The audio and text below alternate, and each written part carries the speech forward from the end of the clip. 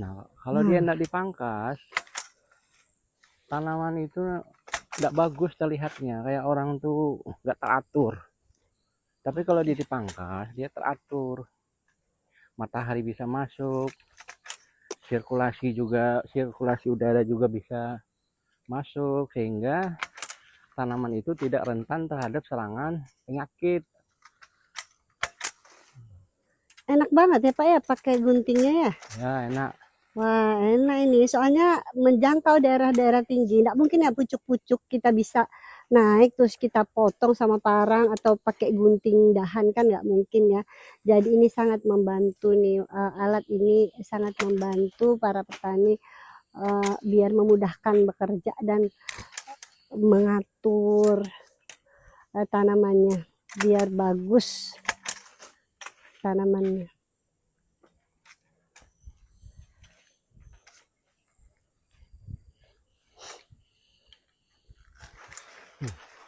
Dahan segini aja potongannya Wow, betul.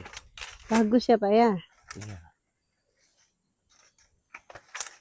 Kan nggak capek lagi kita naik-naik ke pohon kan. Betul, Cukup Pak, dengan betul. menggunakan peralatan ini udah enak.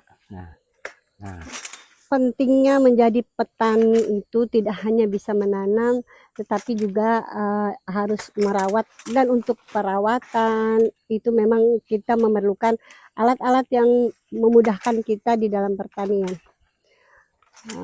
Jadi pekerjaan itu akan lebih mudah selesai, akan mudah juga pekerjaannya ya, nggak membuang-buang waktu. Oh, liatin batangnya yang lumayan besar itu yang bisa dipotong. Oke, ini suka peruningan.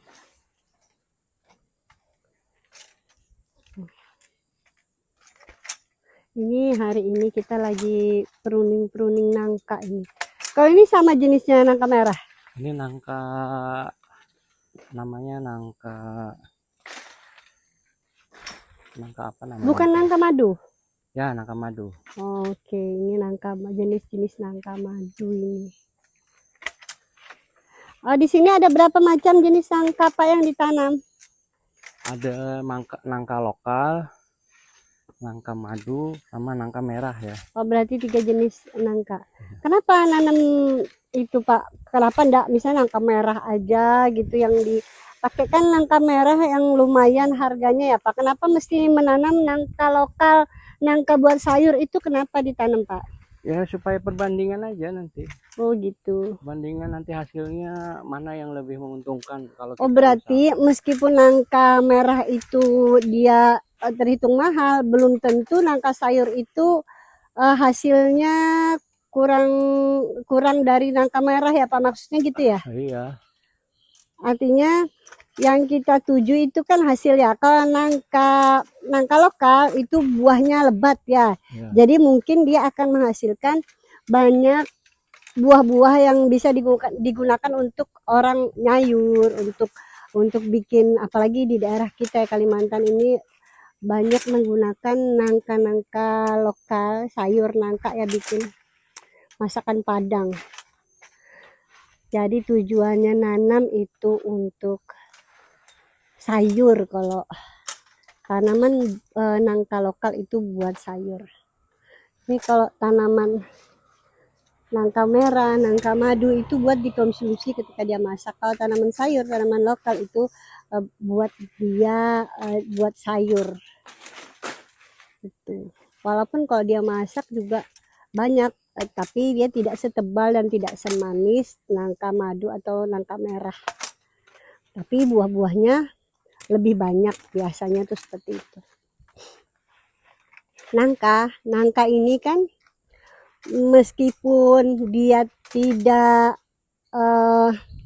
maksudnya wow seperti pohon durian, tetapi dia pohon ini kita pelihara, kita tanam juga.